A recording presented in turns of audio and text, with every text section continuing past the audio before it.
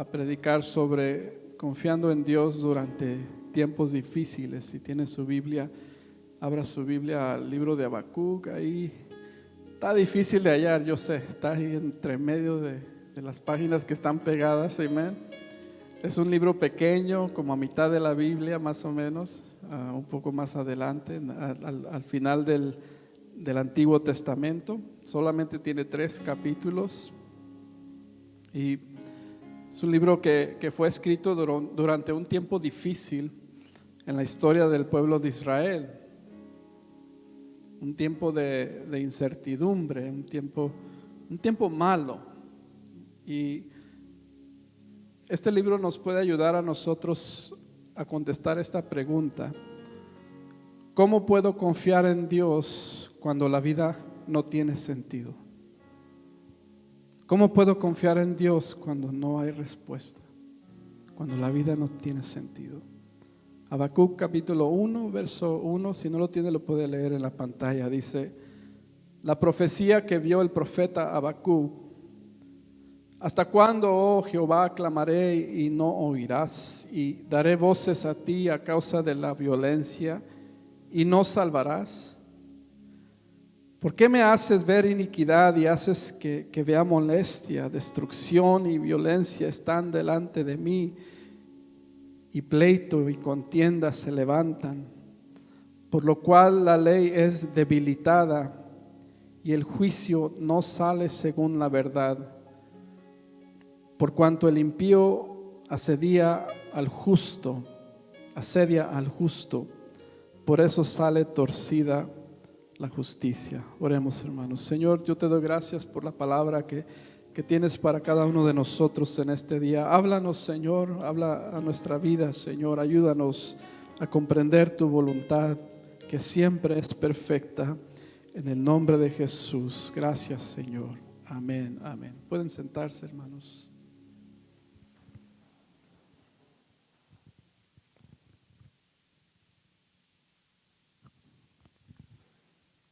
El libro de Habacuc es un libro en la Biblia entre un grupo de libros que se llaman los libros de los profetas menores. Son profetas menores no porque son menos importantes, hay profetas menores, profetas mayores, sino porque son libros más pequeños. Y en este caso el libro de Habacuc solamente tiene 3 capítulos. Aparte de lo que leemos aquí en la profecía, no se sabe mucho sobre Habacuc. Solamente sabemos que fue un profeta de Dios, como él mismo se introduce en el verso 1, un profeta que vivió antes de la invasión del imperio babilónico. El libro de Habacuc es un intercambio de preguntas y respuestas entre el profeta de Dios y Dios mismo. Y entre las respuestas que Dios le da a Habacuc encontramos profecías de parte de Dios, y específicamente anunciando el ascenso del imperio babilónico. El libro de Habacuc es un diálogo entre Dios y el profeta. Habacuc le habla a Dios y le hace preguntas a Dios, y Dios le contesta a Habacuc. Es una conversación, y esencialmente este libro de Habacuc podemos decir que es un ejemplo de oración, porque la oración es específicamente esto, es hablar con Dios. La oración es dialogar con Dios. ¿Cuántos sabían eso, hermanos? La oración es hablar con Dios. Cuando oramos, hablamos con Dios. Y esta oración de este libro, o esta plática entre Habacuc y Dios, está basada en preguntas, en dudas que hay en la mente de Habacuc. Habacuc está confundido en el por qué suceden ciertas cosas y por qué Dios permite que ciertas injusticias se lleven a cabo en el pueblo de Israel. Y en la mente de Habacuc, él no está satisfecho, ¿verdad?, con las circunstancias que están viviendo el pueblo de Israel, porque había mucha violencia, había mucha maldad y mucho pecado en el pueblo de Dios. el pueblo estaba siendo influenciado hacia la idolatría nuevamente. O sea que las cosas no iban bien y parecía que la nación de Israel se estaba deslizando nuevamente hacia la perdición. Y esa era la situación en ese momento. Y es a través de esta oración y este diálogo entre el profeta y Dios que Habacuc finalmente al final del capítulo 3 se llena de satisfacción y alegría, aún en un tiempo difícil, en un tiempo muy incierto. Pero antes de llegar al capítulo 3 vamos a solamente enfocarnos en el capítulo 1 el día de hoy, porque es lo que queremos que quede en nuestra mente. Antes de llegar a este punto de contentamiento, Habacuc tuvo que pasar por un proceso en su mente. No estaba loco, pero había un proceso que estaba pasando él en su mente y en su corazón. Y es a través de esta oración que Habacuc pudo encontrar paz en su propia vida. Tenemos que primeramente, hermanos, darnos cuenta todos nosotros que la lucha más grande que todos nosotros enfrentamos sucede dentro de nuestra mente. Lo voy a decir otra vez. La lucha más grande que cada uno de nosotros enfrentamos sucede adentro de nuestra mente. Luchamos con decepciones, luchamos con nuestro propio carácter. ¿Cuántos dicen amén? Luchamos con nosotros mismos, luchamos en contra de la tentación, luchamos en contra del pecado, contra diferentes sentimientos que hay en nosotros de temor, sentimientos de enojo, desesperación, ansiedad, depresión y desilusión. Todo eso sucede dentro de nuestra mente. El diablo quiere hacernos creer que la batalla es el uno contra el otro, que nuestra lucha es entre hermanos, que es mi hermano el que me está haciendo la vida imposible. Es lo que el diablo quisiera que nosotros creyéramos, que el problema es mi esposo o mi esposa, que el problema son mis familiares, son mis hijos, o el problema es mi situación financiera que estoy pasando, o los colegas en mi trabajo. Ellos son tu problema, o el patrón que tienes, la compañía en la que trabajas, el gobierno donde estás viviendo. Eso es lo que el diablo quiere que nosotros pensemos, pero Pablo clarifica muy bien en el capítulo 6 de Efesios. Dice que nuestra lucha no es contra carne, no es contra sangre, sino contra principados, contra potestades, contra los gobernantes de las tinieblas de este siglo, contra huestes espirituales de maldad en las regiones celestes. Entonces nuestra lucha no es el uno contra el otro. Y aparte de esto, Pablo continúa, ¿verdad?, hablando de esto, porque el diablo viene y ataca nuestra mente, nos ataca a nosotros, y Pablo dice: por lo cual tomen toda la armadura de Dios, vístanse de la armadura de Dios, para que así ustedes puedan resistir al diablo y resistir los dardos del enemigo y puedan permanecer firmes aún en medio de los ataques que vienen a nuestra mente. Y añade al final de todo esto, Pablo en el verso 18 dice: orando en todo tiempo, con toda oración y súplica en el Espíritu, y velando en ello con toda perseverancia y súplica por todos los santos. ¿Sabe qué quiere decir esto? Que esa batalla, esa lucha que tenemos en la mente, ¿sabe cómo la ganamos? Por medio de la oración, a través de la oración.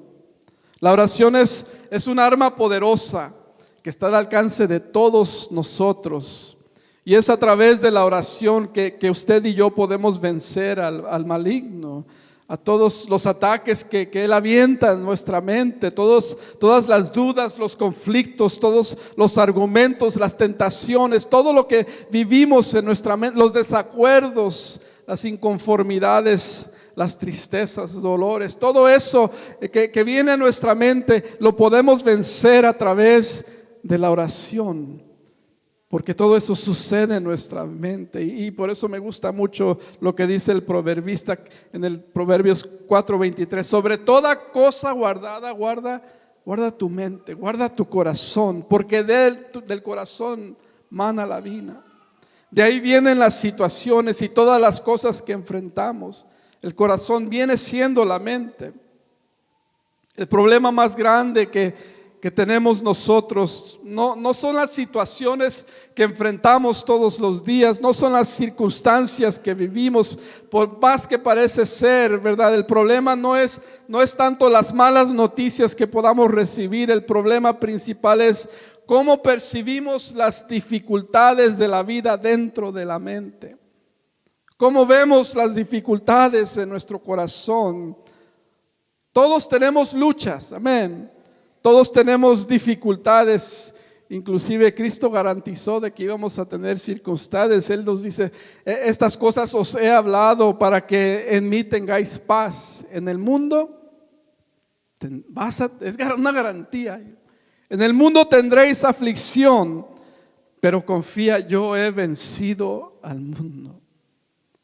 Es una garantía de aflicción, pero el Señor también nos garantiza paz, porque por medio de nuestro Señor Jesucristo podemos tener paz aún en medio de las tormentas.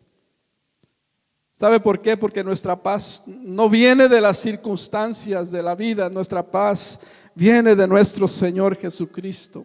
Nuestra paz no viene de nuestra situación financiera o de nuestra familia, nuestra paz viene de Dios. Y hoy podemos decir con toda confianza, ¿verdad? Que confiamos en Dios y así como dice su palabra, confiad en mí porque yo he vencido al mundo. Nosotros también somos vencedores, amén. Entonces la oración, hermanos, nos ayuda a encontrar esa paz. La oración nos ayuda a encontrar esa paz y nos permite también ser sinceros con Dios. Y a veces hasta desahogarnos. ¿Cuántos se han desahogado con Dios en una ocasión? La oración nos permite desahogarnos con Dios completamente, de una manera que podemos poner las cosas a su debida perspectiva. Mirar la vida muy diferente. Yo puedo recordar varias veces, ¿verdad? En mi propia vida cuando he tenido momentos de desesperación, ¿verdad? Y no tengo ni ganas de arrodillarme delante de Dios, la verdad.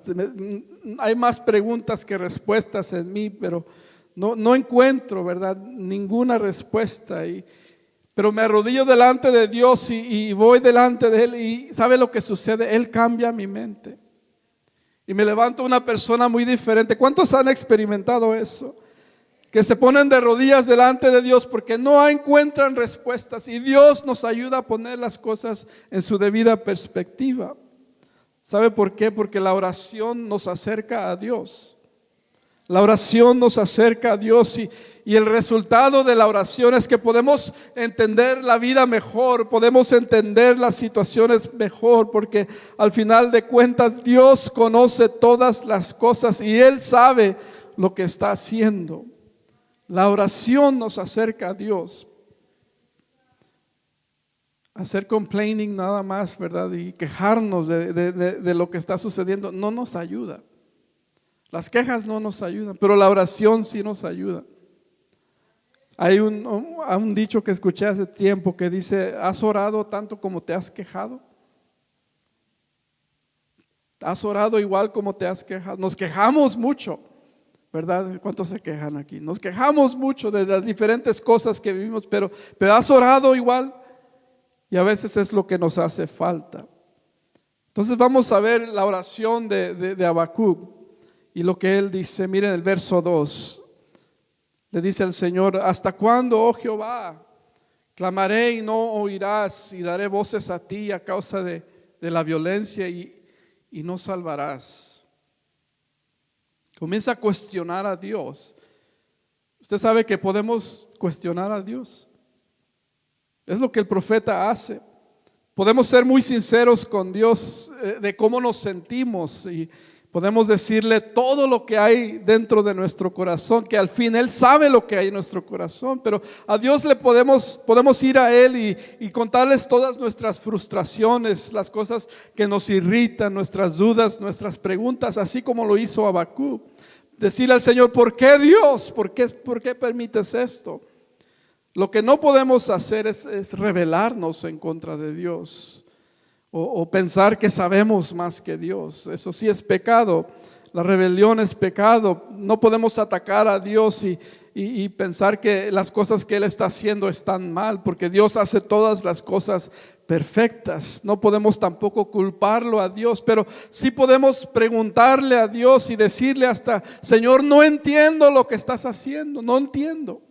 Podemos ir y decirle a Dios, y Habacuc comienza, ¿verdad?, este escrito con ese tipo de oración, cuestionando al Dios soberano, pero sus preguntas no vienen de un corazón rebelde, sino de un corazón sincero que está dudando y está confundido, lleno de confusión, ¿verdad? Y en su mente parecía que Dios no estaba escuchándolo y que Dios no estaba haciendo caso a todo lo malo que estaba sucediendo en el pueblo de Israel. Realmente había una desesperación, y se escucha aquí en el tono de Habacuc una desesperación al mirar las injusticias y la maldad que estaba sucediendo. Verso 3 le dice Habacuc a Dios: ¿por qué me haces ver tanta iniquidad y haces que vea molestia, destrucción y violencia delante de mí, y pleito y contienda se levanta? ¿Por qué me estás haciendo que yo mire todo esto, Señor? Se estaba quejando con Dios. No entendía, había confusión.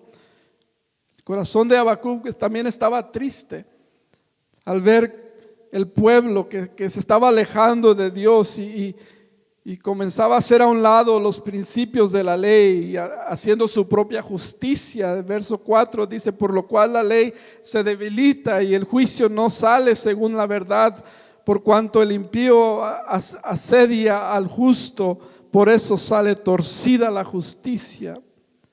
Habacuc quería saber por qué Dios permitía que existiera la maldad en el pueblo de Dios. Si Dios es soberano, ¿por qué parece que los malos prosperan? Habacuc no podía entender esto, porque parecía que Dios no estaba haciendo nada al respecto, y él estaba luchando tanto con esto en su mente que se volvió una preocupación, y le lleva esta preocupación a Dios: ayúdame a entender esto, Señor, no entiendo por qué está sucediendo. ¿Cuántos han tenido momentos así en su vida, cuando hay confusión y no entienden el porqué de las cosas? Hay momentos, hay ocasiones, ¿verdad?, que parece que la vida no tiene ningún sentido. Parece que Dios no nos está escuchando, o parece que lo que Dios permite no está bien. Y como Habacuc, cada uno de nosotros somos humanos, y de vez en cuando llegan esos pensamientos a nuestra mente y esas dudas acerca de situaciones difíciles que tenemos que enfrentar todos los días.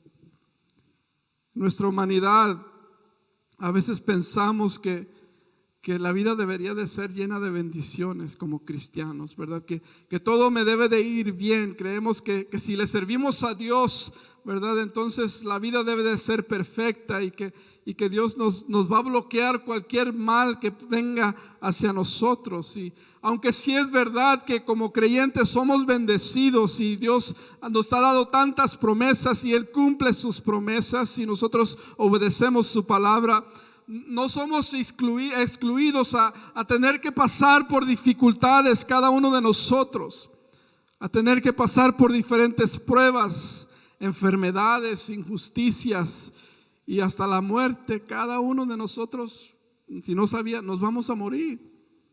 Todos tenemos que pasar por eso. Pero cuando las cosas no suceden como pensamos que deben de suceder, a veces cuestionamos a Dios, ¿verdad? Y vamos delante de Dios y le decimos: ¿por qué, Señor? ¿Por qué permites esta maldad? ¿Por qué permites esta enfermedad que venga al mundo, Señor? ¿Por qué permitiste que me enfermara yo y toda mi familia, Señor? ¿Por qué estoy pasando por esto? ¿Por qué mis hijos no te quieren servir, Señor? ¿Por qué mis hijos no están aquí en la iglesia conmigo? ¿Por qué permites, Señor, por qué te llevaste a mi ser querido? ¿Por qué haces esto, lo otro, Señor? ¿Por qué no intervienes, Dios? ¿Y por qué no arreglas las cosas en la vida? Yo sé que tú tienes el poder para hacerlo y no lo haces. Y son preguntas, ¿verdad?, que vienen a nuestra vida, a nuestra mente, por las diferentes injusticias que tenemos que pasar. Y Habacuc hace esta pregunta a Dios: ¿por qué? ¿Por qué parece, Señor, que no te interesa lo que está pasando con tu pueblo? ¿Por qué, Señor? Y Dios le contesta, el verso 5 en adelante, y Dios le dice: ¿sabes qué? Fíjate que sí estoy bien interesado por lo que está sucediendo, y sí estoy haciendo algo al respecto. Miren el verso 5. Le dice, esta es la respuesta de Dios a Habacuc. Le dice: mira entre las naciones y ved asombrados, porque haré una obra en vuestros días que aún cuando se os contare no la creeréis. Está diciendo, aunque te lo diga, no lo vas a creer. Porque he aquí yo levanto a los caldeos, nación cruel y presurosa, que camina por la anchura de la tierra para poseer las moradas ajenas. ¿Quiénes eran los caldeos? Eran los babilonios. Y Dios estaba levantando a este pueblo, los caldeos, ¿verdad? Para conquistar no solamente la tierra de Asiria, sino también a los hebreos y a Jerusalén. Y en cierta forma castigar al pueblo de Israel, al pueblo de Dios, por todo lo que estaban haciendo y todo lo que estaba sucediendo. Verso 7, miren cómo dice Dios, dice: formidable es y terrible. ¿Quién? Los caldeos. De ella misma produce su justicia y su dignidad, pero sus caballos serán más ligeros que los leopardos, más feroces que lobos nocturnos. Sus jinetes se multiplican, vendrán de lejos sus jinetes y volarán como águilas que se apresurarán a devorar. Toda ella vendrá a la presa, el terror va delante de ella. Escogerá cautivos como arena, escarnecerá a los reyes y de los príncipes hará burla. Se reirá de toda fortaleza y levantará terraplén y la tomará. Luego pasará como el huracán y ofenderá atribuyendo su fuerza a su propio Dios. Esta era la respuesta de Dios a Habacuc. Cuando Habacuc le pregunta a Dios de todo lo que está pasando en el pueblo de Israel y sobre el aparente silencio de Dios, que Dios no contestaba la situación en el pueblo, Dios le dice: yo estoy haciendo algo y déjate cuento lo que estoy haciendo, porque ni me lo vas a creer. ¿Sabes por qué? Porque no está fuera de tu capacidad de entenderlo, pero te voy a decir: mira, esta nación cruel, esta nación feroz, esta nación de Babilonia, ellos van a ser instrumento mío de corrección y disciplina para mi pueblo. Porque después de esto que yo voy a permitir que suceda, mi pueblo va a regresar a mí. Mi pueblo se va a poner de rodillas y pedirme perdón. Este pueblo despiadado, esta gente que es brutal, crueles, esta gente va a venir y yo voy a permitir que esto suceda. Y al final ellos ni siquiera van a dar gloria a mí, sino que le van a dar gloria a su propio Dios, en el verso 11. Esa era la respuesta de Dios a Habacuc. Yo sé lo que está pasando y mira lo que voy a hacer. Yo creo que Habacuc no estaba muy contento con esa respuesta. Yo creo que Habacuc dijo: mejor ni hubiera preguntado. Pero es lo que Dios está diciendo. Y Habacuc no pudo entender.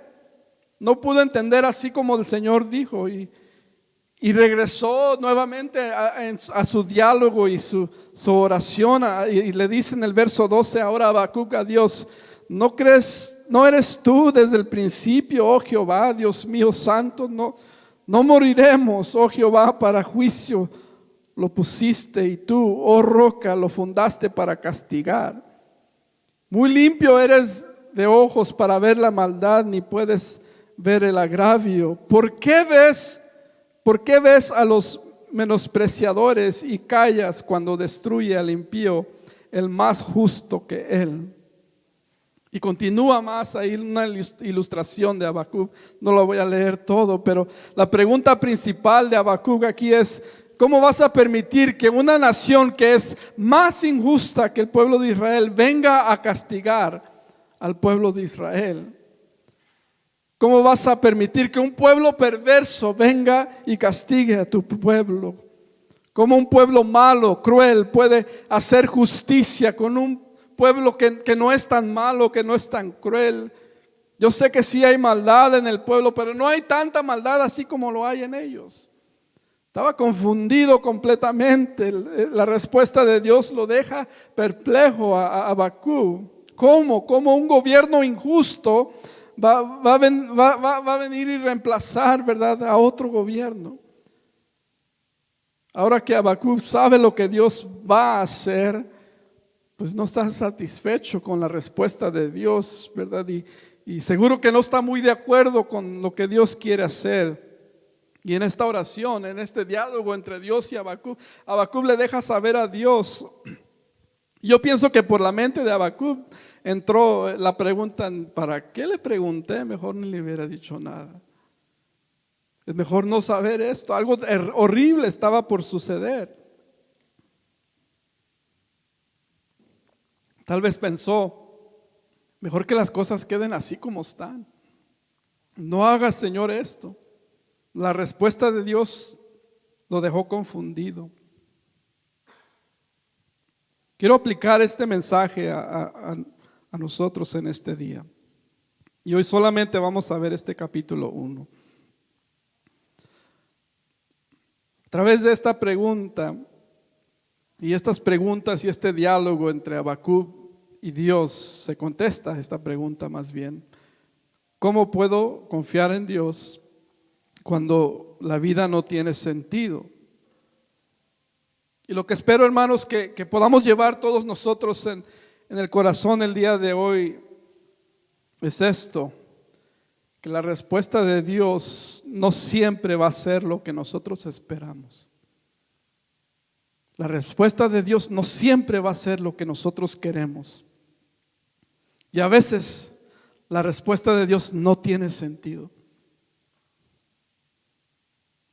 La seguridad y certeza que podemos llevar en este día de este lugar es que Dios siempre está obrando, hermanos, aún en medio del caos. Como se dijo en el tiempo de la alabanza, sabemos que a los que aman a Dios, todas, diga todas. ¿Sabe qué quiere decir todas? Quiere decir todas. Todas las cosas les ayudan para bien, y esto es, los que conforme a su propósito son llamados. Dios siempre está obrando a nuestro favor. ¿Cuántos pueden decir amén? Dios siempre está obrando a nuestro favor, aun cuando parece que Él está en silencio. Tal vez no nos gusta, y no nos gustan sus respuestas, y no nos gusta lo que hace y cómo lo hace, pero Él está obrando.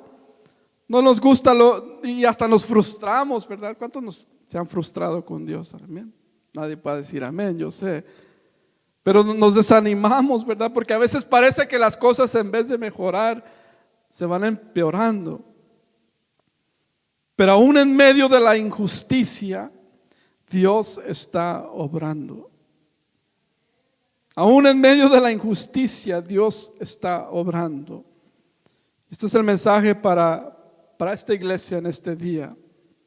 La oración de Habacuc es una oración de avivamiento, despertamiento. Él está diciendo: Dios despierta al pueblo. Así comienza su oración: Señor, despierta al pueblo. No me gusta lo que está pasando y me dejas ver todo esto. Señor, haz algo al respecto. La respuesta de Dios también es una respuesta de avivamiento. Aunque no le gusta, ¿verdad?, la respuesta, pero es una respuesta de avivamiento. Y como iglesia, miren, escuchen, hermanos, como iglesia hemos estado pidiendo un avivamiento a Dios. Amén. Desde el año pasado hemos deseado que el Señor haga algo grande entre nosotros. Hemos estado pidiendo un avivamiento. Queremos ver el mover de Dios en este lugar, en nuestras vidas, en nuestras familias. Lo queremos ver. Queremos ver un cambio, algo mejor, ¿verdad? Y hemos estado orando para que el Señor obre de esa manera. Ahora, he compartido con ustedes en reunión de líderes también esta frase que el Señor puso en mi corazón al final del año pasado, que es esto: el avivamiento comienza ¿dónde? En el hogar. El avivamiento comienza en el hogar, y es algo que ha estado retumbando dentro de mi corazón. Y al principio pensé esto: qué bonito, qué bonita frase, el avivamiento comienza en el hogar, y pinto una escena, ¿verdad?, de los hogares y donde hay milagros, donde el Señor se mueve y se manifiesta, y que Dios está haciendo cosas grandes y hermosas, hablando en lenguas y tantas cosas, ¿verdad?, hermosas, que es nuestro objetivo y queremos que sucedan en nuestras casas. Pero lo que tenemos que entender en este día es que el avivamiento cuesta. Aunque no digan amén. El avivamiento cuesta, hermanos. El avivamiento cuesta entrega, cuesta dedicación. El avivamiento no va a venir de aquí, hermanos. Viene del sacrificio que tú haces hacia Dios. Cuesta que nos hagamos a un lado y entreguemos toda nuestra vida a Dios. Que no le demos a Dios solamente la mitad de nuestra vida, sino que se lo entreguemos todo. Así funciona Dios, hermanos. ¿Sabe qué dice Dios? Todo o nada. Todo o nada. No me puede servir a la mitad. Es todo o nada. Y cuesta a veces poner toda nuestra confianza en Dios. Cuesta confiar en lo que Dios está haciendo y entender que Dios está obrando en nuestras vidas, aún en medio del caos, aún en medio de preguntas. Y lo que hemos estado viendo, y ustedes saben que desde el principio de este año, es que han llegado diferentes luchas a todas las familias de esta iglesia. Y nos está costando. Ha llegado cosas que han causado preguntas, pruebas que no entendemos, ¿verdad? Y casi todas las familias, ¿verdad? Si no es la enfermedad al principio del año, todos me estaban llamando, ¿verdad?, de uno tras otro: estoy enfermo. Y a todos casi nos llegó la enfermedad, casi a diario, y esta pandemia está afectando a todos nosotros. Y si no es eso, ¿verdad?, alguien por ahí me pidieron la casa, alguien por ahí, estoy pasando por esta situación en mi familia. Y diferentes preguntas, ¿verdad?, o pruebas que causan preguntas en la mente, como la que tiene aquí Habacuc. No entiendo lo que estás haciendo, Dios, en mi vida. No sé lo que estás haciendo en mi familia, Señor. ¿Sabe lo que está haciendo Dios? Está causando un avivamiento en nuestros hogares. Alguien me llama: falleció un familiar, más de uno esta semana. Pero Dios está obrando aún en medio del caos. Solamente Él sabe lo que está haciendo, pero ha sido una cosa tras otra, situaciones difíciles que causan más preguntas que respuestas, y hoy no puedo más que pensar y saber que Dios está a punto de traer un grande avivamiento a cada una de nuestras familias. Tal vez no lo entendemos, no lo alcanzamos a ver lo que Dios quiere hacer, hermanos, pero Dios sabe lo que hace. ¿Sabe lo que dice Dios en Isaías? Mis pensamientos no son vuestros pensamientos, ni vuestros caminos mis caminos, dijo el Señor. Como son más altos los cielos de la tierra, así son mis caminos más altos que vuestros caminos, y mis pensamientos más que vuestros pensamientos. Lo que puede parecer como una injusticia para usted y para mí, Dios lo puede trastornar para un bien. Porque Dios es soberano, porque Dios sabe lo que Él está haciendo. El Dios de todo el universo, hermanos, Él tiene toda nuestra vida en sus manos. Y Él sabe exactamente lo que hace. Tal vez no lo podemos entender, pero Él sabe lo que hace, y sus planes son mejores que nuestros planes. Él tiene mejor intención de bendecirnos todavía para nosotros. Jeremías dice: porque yo sé muy bien los planes que tengo para ustedes, y afirma el Señor, planes de bienestar, no de calamidad, a fin de darles un futuro y una esperanza. Esos son los planes de Dios para nosotros. Pero el avivamiento siempre viene con un precio. Pero quiero decirles algo, y esto es lo mejor de todo esto, no se pongan tristes. Que el precio que tengamos que pagar no se compara a las bendiciones de Dios que puedan llegar a nuestras vidas y nuestras familias. Dijo Pablo en Romanos, pues tengo por cierto que las aflicciones del tiempo presente no son comparables con la gloria venidera que en nosotros ha de manifestarse. Y esa es la promesa de Dios. Entonces, ¿qué debemos de hacer? Confiar en Dios. Confiar en Dios. Diga, confiar en Dios conmigo. Póngase de pie.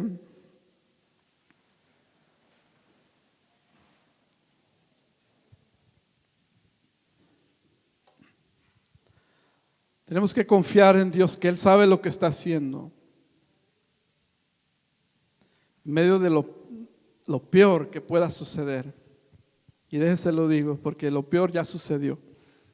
¿Sabe qué es la peor injusticia que ha sucedido en el mundo? ¿Sabe cuál es la peor injusticia que ha sucedido en todo el mundo? La muerte de nuestro Señor Jesucristo. Él mismo pasó la peor injusticia que cualquier ser humano puede pasar. Un hombre perfecto, un hombre puro, que no cometió pecado, fue maltratado, fue golpeado, lo mataron. Y lo hizo por amor a nosotros.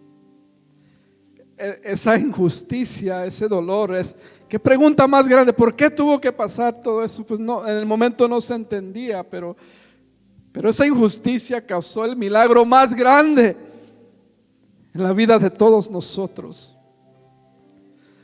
Que por causa de que Él estuvo dispuesto a pasar por eso, ahora estamos aquí todos nosotros. Si no fuera por el Señor Jesucristo, si no fuera por su disposición de ir hasta la muerte y la muerte de cruz, no tuviéramos nosotros esta entrada de poder orar, de poder reunirnos. Pero gracias a Él, que estuvo dispuesto a pasar todo dolor, ahora usted y yo podemos adorarlo y tenemos perdón de pecados, tenemos libertad en este día. Él pasó lo peor para darnos lo mejor. No se entendía, no cabe en la mente, ¿verdad? ¿Por qué tuvo que sufrir? Y el mundo no lo entiende. ¿Por qué Él tuvo que sufrir tanto? Para perdonar mis pecados, para perdonar mis faltas. Así que, hermano, cualquier injusticia, cualquier dolor, cualquier aflicción que tengamos que pasar, es para bien de nuestras vidas. Dios está obrando en medio del caos. Dios está obrando en tu familia, aun cuando parece que tu familia se está deshaciendo. Dios está haciendo algo grande. Y lo que tenemos que hacer nosotros es confiar en Él. Tenemos que confiar en Él. Oremos, hermanos. Señor, te doy gracias por la palabra que has traído a nuestra vida. Gracias, Señor, porque tú estás obrando aún en medio de todo caos, Padre Santo. Y en este día queremos poner toda nuestra confianza en ti.